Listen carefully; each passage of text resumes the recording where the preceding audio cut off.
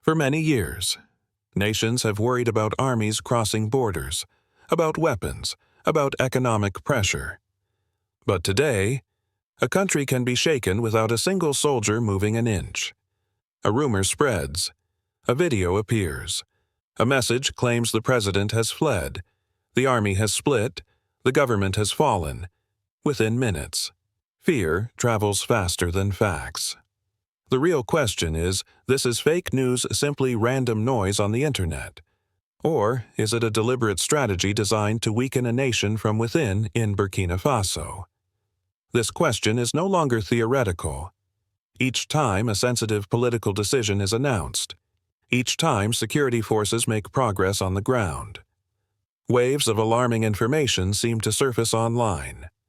Claims of leadership vacuums, accusations of betrayal, fabricated statements attributed to top officials. The pattern raises an uncomfortable possibility.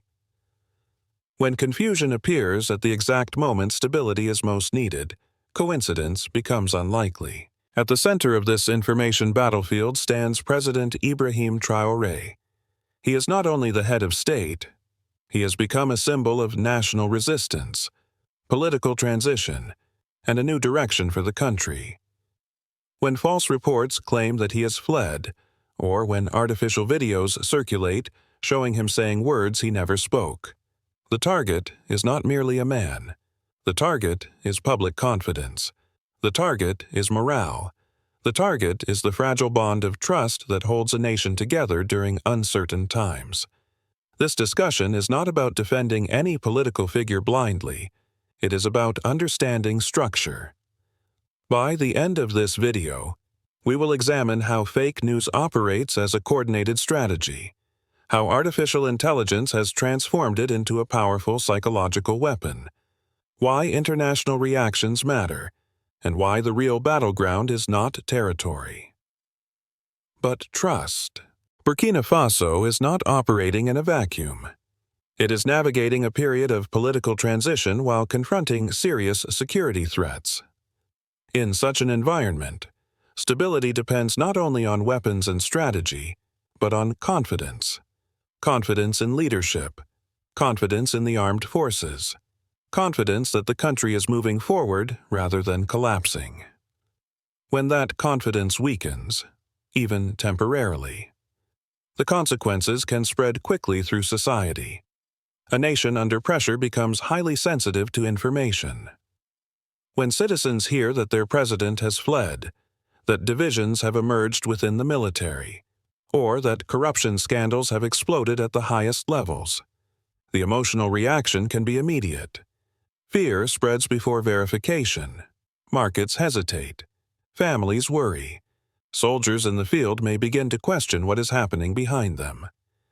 In modern conflicts, morale often determines outcomes long before any official statement is released. Burkina Faso has experienced moments when online platforms were flooded with alarming messages following security incidents or major political announcements.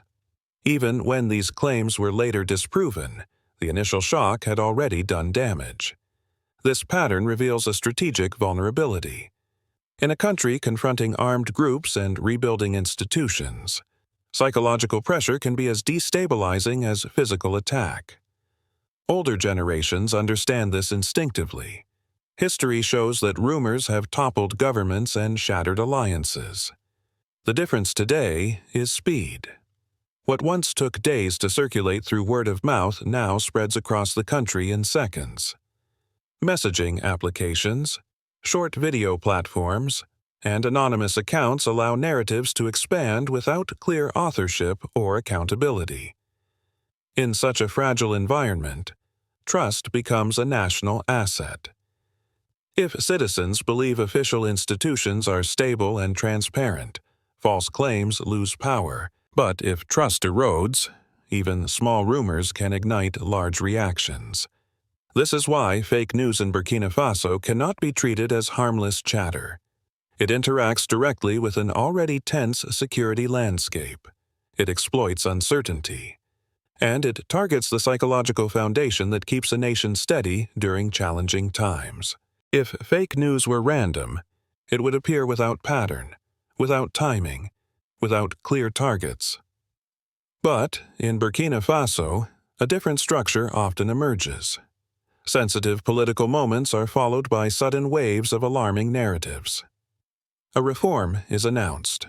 A military operation shows progress. A high-level official speaks about anti-corruption measures. Within hours, online messages claim betrayal, division, collapse, or hidden scandal. When repetition aligns with critical timing, strategy becomes more plausible than coincidence. A typical disinformation cycle follows several predictable steps. First, a triggering event occurs. It may be a security incident, a cabinet reshuffle, or a major speech. Second, a provocative claim is crafted. The message is simple, emotionally charged, and designed to spread quickly. It might suggest that leadership is divided, that a commander has defected, or that funds have disappeared. The claim rarely provides full evidence. Instead, it offers just enough detail to appear credible. Third, the message is wrapped in familiar imagery. Real photographs, authentic-looking documents, video clips recorded in genuine locations. By using elements that people recognize, the false narrative borrows legitimacy from reality. Fourth, the message is amplified. Anonymous accounts share it. Influential pages repeat it. Private messaging groups circulate it beyond public view. By the time official clarification appears, thousands may already have accepted the initial version. The final stage is psychological. Disinformation does not need everyone to believe it completely. It only needs to introduce doubt. If citizens begin asking whether their leaders are hiding something, whether their institutions are fractured, whether their security forces are weaker than they appear, the objective has partially succeeded. Doubt slows decision-making. Doubt weakens morale. Doubt divides communities. This model is often described as cognitive warfare, but the concept is straightforward. Instead of attacking territory, it targets perception. Instead of destroying infrastructure, it disturbs confidence.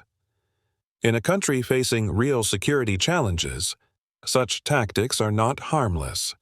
They are strategic pressure applied through information rather than force. Artificial intelligence has changed the nature of misinformation in a way that previous generations could hardly imagine. In the past, a false rumor relied on words alone. Today, technology can produce images, voices, and full video sequences that appear authentic at first glance. A leader can be shown speaking in a language he never learned. A document can appear to carry an official signature that was never written. A short video clip can create the illusion of confession, betrayal, or panic, even if no such moment ever occurred. This transformation is particularly dangerous in a society already under pressure.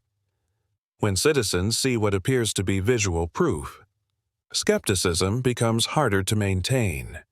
The human mind is wired to trust what it sees and hears. If a video circulates showing a national leader delivering shocking remarks, many viewers react emotionally before asking whether the recording is genuine. By the time fact-checkers respond, the emotional impact has already taken hold. President Ibrahim Traore has publicly warned about this emerging threat. He has noted that technology now allows manipulated videos to circulate rapidly across platforms. His concern reflects a broader global reality. Artificial intelligence tools are widely accessible, inexpensive, and increasingly sophisticated.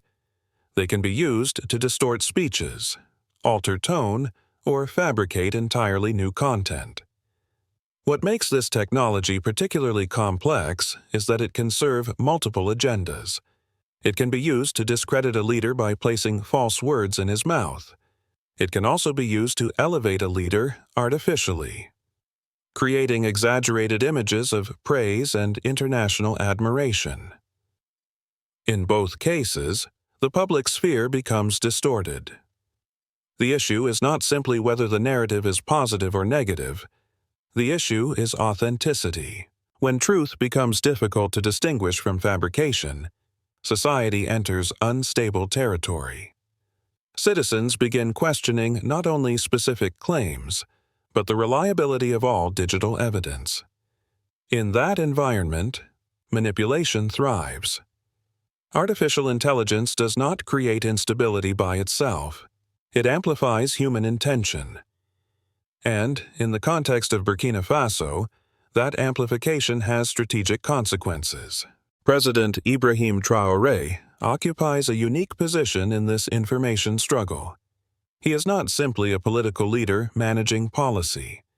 He has become a central symbol in a broader narrative about sovereignty, resistance, and national direction, because of this symbolic role. Any attack on his credibility carries wider implications. When false reports claim that he has fled the country, lost control of the military, or made controversial statements, the objective extends beyond personal reputation. The aim is to destabilize the perception of authority itself. From his public statements, Traoré has framed fake news as a matter of national security rather than ordinary political disagreement. He has warned that manipulated content, particularly through artificial intelligence, can be used to distort reality and create confusion.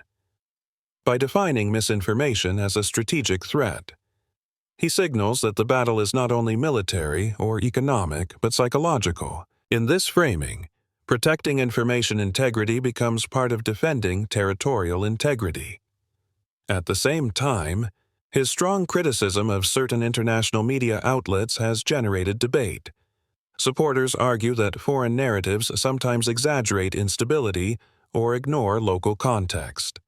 Critics respond that skepticism toward outside reporting can narrow the space for independent scrutiny. This tension illustrates a broader dilemma faced by many nations. How does a country defend itself from coordinated manipulation while preserving open discussion? Traoré's influence in this environment is significant. His words can calm public anxiety or intensify suspicion, depending on interpretation. When he calls for vigilance and responsibility in sharing information, he appeals to civic discipline. When he highlights external interference, he reinforces a narrative of sovereignty under pressure. Both approaches shape how citizens interpret digital content. Ultimately, Traoré stands at the intersection of leadership and perception. He is both a target of misinformation and a voice warning against it. His role underscores a larger truth. In the modern era, leadership is tested not only by decisions made in government buildings, but by the ability to maintain trust in an environment where images, voices, and documents can be fabricated within minutes. Reactions from Western governments and media outlets have added another layer to this debate. Some observers in Europe and North America express concern that strong rhetoric against fake news can be used to justify tighter control over information. They argue that when governments label certain narratives as destabilizing, there is a risk that legitimate criticism may also be dismissed. From this perspective, the defense against misinformation must be carefully balanced with the protection of open debate and independent journalism. These concerns are not entirely unfounded.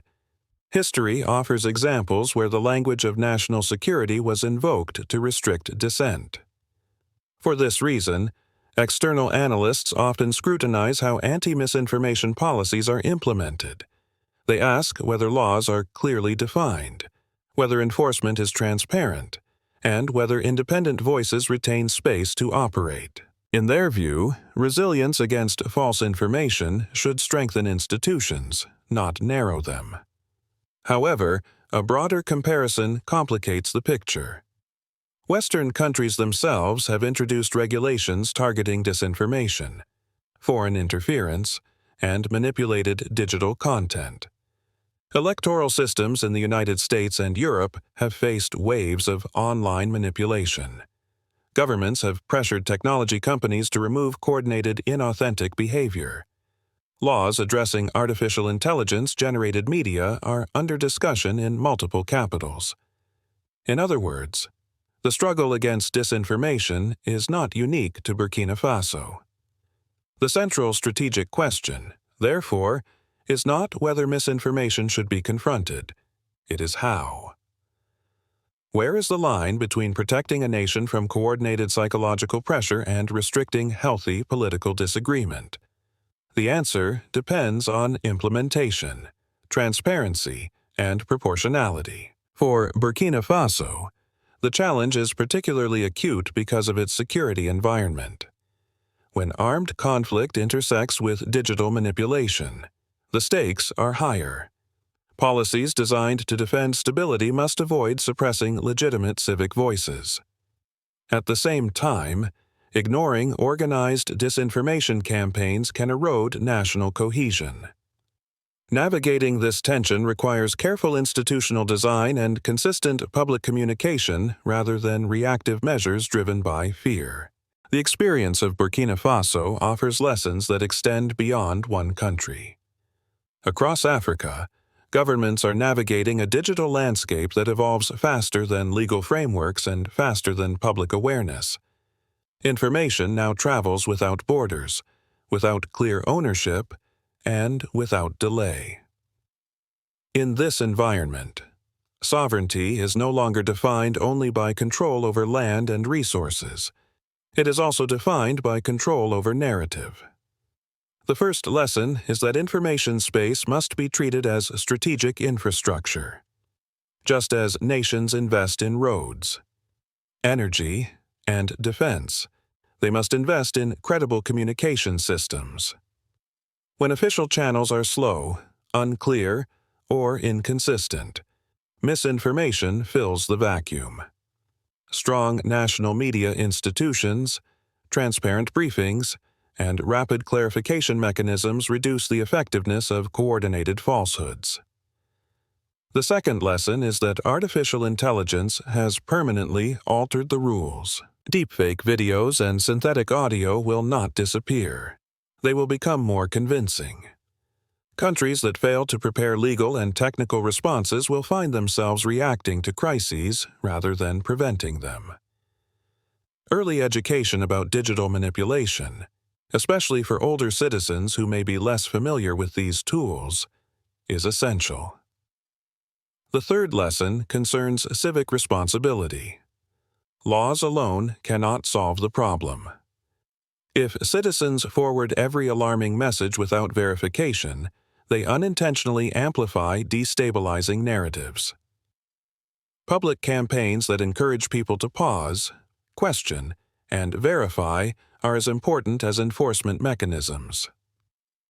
Finally, African nations observing Burkina Faso must recognize that disinformation campaigns often exploit moments of political transition, periods of reform, anti-corruption efforts, or military restructuring are particularly vulnerable. Protecting those moments requires coordination between security institutions, communication offices, and civil society. In the end, the defense of national stability in the digital era depends not only on state power, but on collective awareness. A society that understands how manipulation works is far more difficult to destabilize. A nation can survive economic hardship. It can endure external pressure. It can even withstand periods of political uncertainty. But no nation can remain stable if trust collapses. And that is why fake news in Burkina Faso must be understood for what it truly is. It is not simply about false statements circulating online. It is about the systematic erosion of confidence. We have examined several key elements. First, misinformation often appears at sensitive political moments, suggesting coordination rather than accident. Second, artificial intelligence has amplified the power of deception, making fabricated videos and audio recordings increasingly difficult to distinguish from reality. Third, President Ibrahim Traore has positioned this issue as a matter of national security, highlighting the psychological dimension of modern conflict. Fourth, international reactions reveal an ongoing tension between protecting stability and preserving open debate. At its core, fake news is a tool of influence. It does not need to convince everyone completely. It only needs to create enough uncertainty that people hesitate, doubt, and withdraw confidence from institutions. When that happens, social cohesion weakens, markets slow, soldiers question, citizens divide. The critical question is not whether misinformation exists. It clearly does. The question is whether society develops the discipline to resist it. Every citizen plays a role. Before sharing a dramatic message, pause. Ask who benefits if this claim spreads. Ask whether evidence supports it. Ask whether passing it along strengthens your community or weakens it. In the digital age, vigilance is not paranoia. It is responsibility. Leadership must communicate clearly. Institutions must act transparently, and citizens must exercise restraint. Because in the end, territory can be defended with force. Economies can be rebuilt with policy. But once trust is broken, rebuilding it is far more difficult. The true battlefield is not only on the ground, it is in the mind.